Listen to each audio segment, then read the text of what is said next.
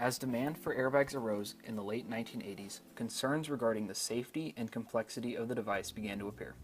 When airbags were first developed, engineers were worried about the inclusion of an explosion into a car crash. This combined with every car crash being different, it was difficult for the engineers to design an airbag that would work in all scenarios.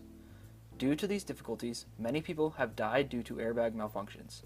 With the continuing improvement in airbag technology, the number of malfunctions have decreased and the overall vehicle safety has increased over the past few decades.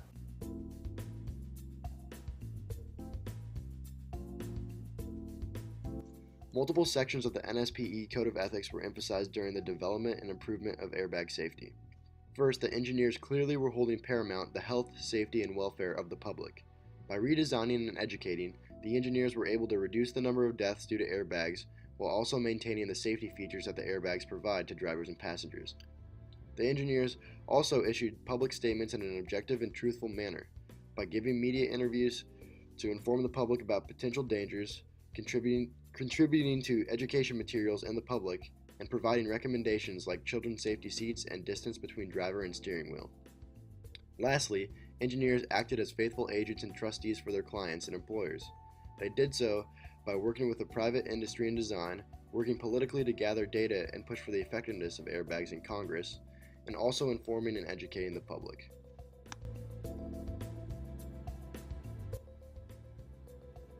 Out of the three ethical frameworks, we decided that duty was too rules-based, virtue was too morals-based, so we went with the consequential framework, which is more of an outcome-based framework.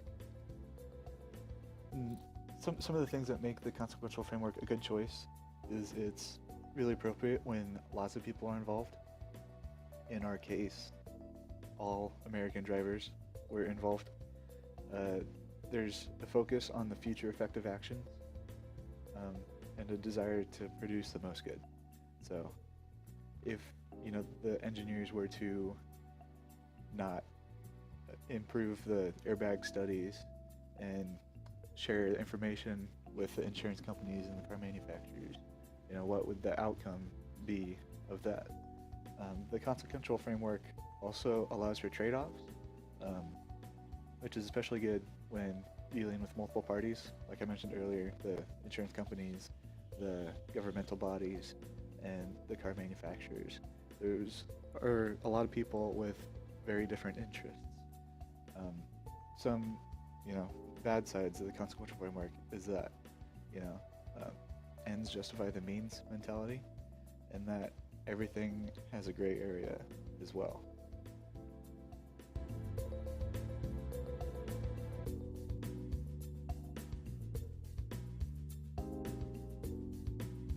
Here are some dilemmas that we were tasked with solving.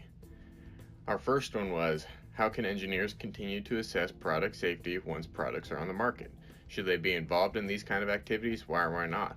Well, first we decided, yeah, they should be involved in this type of activity because it would be a product that we developed and want to know more about it. Well, first we would gather information on a yearly basis. We can't keep updating it every day. And also, if the situation was in need of attention as soon as possible, we would address it either weekly or monthly due to safety. Our second dilemma was, do employers always support or do they ever interfere in the engineer's ability to continue to assess public safety? Well, we decided that they interfere because most employers only care about making money. Well, that's why they hired us to design bridges, utilities, mechanisms, all of the above, and they want continuing flow of revenue. Our third dilemma was, as an engineer, would you be willing to risk your career if you felt your company was putting the public's health, safety, or welfare at risk? Well, we came up with two answers. We came up with a yes and no answer for this. For our yes answer is if it was a product that we made, because then we had that expertise behind that product, and if we knew that that product was not in correlation with public health safety, we would interfere with that. But if it wasn't in our expertise, we would not interfere because we do not fully understand what's going on there.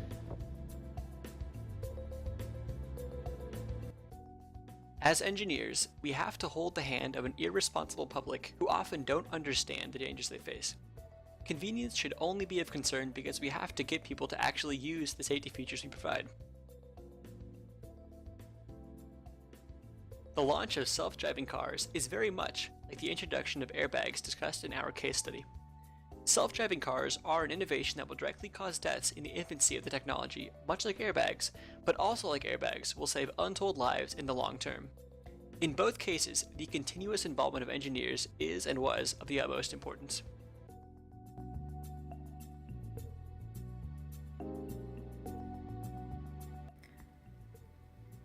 For our other considerations, it is recommended that car manufacturers continue to design cars with adjustable pedals and steering wheels, as a higher percentage of small drivers are killed from airbag detonation as they tend to sit too closely to the steering wheel because they cannot comfortably reach the pedals. It has been proven through research and data that airbags save more lives than they take. Engineers must keep improving on airbag technology to minimize injury and death caused directly by airbags. It is an engineer's duty to outline the benefits and potential risks of their product to the public in a truthful manner. As an engineer, you can promote the use of safety precautions like wearing seatbelts that help minimize airbag injury and death. But you cannot control the consumer's actions and should not be held responsible if the consumer does not utilize the product or other safety precautions correctly.